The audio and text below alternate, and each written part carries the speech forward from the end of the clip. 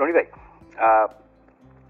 ফজলু ভাই যেই জায়গায় শেষ করেছেন ওইটা সূত্র ধরে যদি একটু বলি যে আমরা এই 24-এর গণঅভ্যুত্থানের পরে যাদের আস্ফালন দেখছি, সেই অভ্যুত্থানকারী ছাত্র নেতৃত্ব বলি, তাদের নতুন দল বলি, তার সাথে বিভিন্ন ধর্মভিত্তিক সংগঠন বলি, ডক্টর ইউনূস এদের প্রতি অনেক বেশি সহানুভূতিশীল। তার মানে হচ্ছে যে উল্টো রাজনীতির পথে যারা আছেন, আমরা যদি বাংলাদেশের জন্ম, মুক্তিযুদ্ধ ইতিহাস ফজলু ভাইরা যেগুলো তৈরি করেছেন, তার বিপরীত শক্তিকে তিনি ইন্ধন দিয়ে যাচ্ছেন।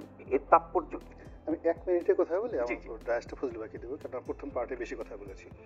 এখানে মূল বক্তব্যটা হলো যে বাংলাদেশ যে রাষ্ট্রটা তৈরি হয়েছে, এই রাষ্ট্রটা তৈরি হওয়ার জন্য এখানে ধর্মনিরপেক্ষতা, এখানে হাজার বছরের বাঙালির যে অভ্যাস, খাদ্যের অভ্যাস, চেহারা, চরিত্র, এই বাংলার 4500 নদ নদী, এই বাংলার গাঙ্গেয় বদ্বীপ, যারা সংবিধান রচনা করেছেন তারা এই রচনা করার সময় বঙ্গোপসাগরকে মাথায় রেখেছেন, পদ্মা, মেঘনা, যমুনাকে তারা মাথায় রেখেছেন।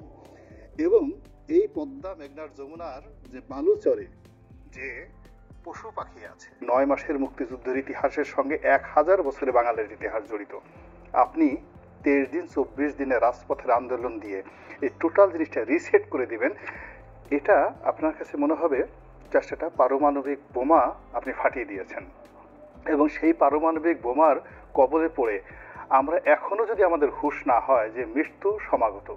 এবং আপনি জানেন যে পারমাণবিক তৃতীয় বিশ্বযুদ্ধ যেটা সম্পর্কে আলবার্ট আইনস্টাইন বলেছেন যে আই ডোন্ট নো যে তৃতীয় বিশ্বযুদ্ধ কিভাবে হবে, কিন্তু চতুর্থ বিশ্বযুদ্ধ যখন হবে তখন মানুষ অসভ্যতামের এমন একটা জায়গায় চলে যাবে, তাদের হাতে হাতে যুদ্ধ করা ছাড়া উপায় থাকবে না।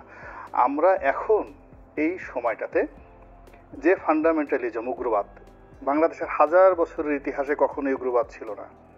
800 বছর মুসলমানরা এদের শাসন করেছে।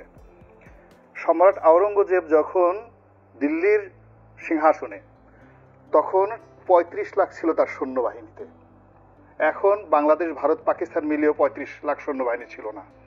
35 লাখ সৈন্যে সেই সম্রাট গ্লোবাল জিডিপির 32% শুধুমাত্র দিল্লি সিংহাসন থেকে নিয়ন্ত্রিত হতো।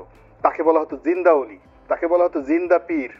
এবং তিনি যে বই লিখে গেছেন ফতোয়া আলমগীরি, এখন পর্যন্ত মানব জাতির ইতিহাসে ইসলামী জুরিসপ্রুডেন্সের মাস্টারপিস। তার আমলে তার মন্ত্রী, মিনিস্টার থেকে শুরু করে সবকিছু ছিল হিন্দু। এই বাংলায় খোঁজ নিয়ে দেখেন, তখন কোনো উগ্রবাদ ছিল না। এখন বাংলাদেশে যারা করতে চাচ্ছেন তারা কি আওরঙ্গজেবের চেয়ে বড় কিছু হয়ে যেতে চান? এই যে একটা ডেঞ্জারাস, এটা হলো ইসরায়েলি একটা চক্রান্ত, এটা হলো এদেশকে আইএস বানানোর একটা চক্রান্ত, এদেশকে আফগানিস্তান বানানোর চক্রান্ত। এই আফগানিস্তান যেখানে এসে আলেকজান্ডার ফার্স্ট ল্যান্ড করেছিলেন, এবং রুকসানা, আফগানিস্তানের যে তখন এই অঞ্চলের নাম ছিল ব্যাকটেরিয়া, সেই রুকসানাকে সে মাত্র একটা মাত্র বিয়ে করেছেন জীবনে। এই আফগানিস্তান যেখানে পৃথিবীর সবচেয়ে বড় বৌদ্ধ মূর্তি বামিয়ান, ওই সভ্যতার একটা ভূমিকে পৃথিবীর সমস্ত সভ্যতা, এই যে আমরা তাফসিরে কবির বলি, তাফসিরে কবির মানে যত আছে সব আফগানিস্তান থেকে ইসলামী জুরিসপ্রুডেন্স তৈরি হয়েছে। কই সেখানে তো কখনো উগ্রবাদ ছিল না। এখন এই তালেবান আসলো কোত্থেকে? আর এই বাংলাদেশকে এখন যারা তালেবান বানাতে চাচ্ছেন, মূলত আমাদেরকে শেষ করতে চাচ্ছেন।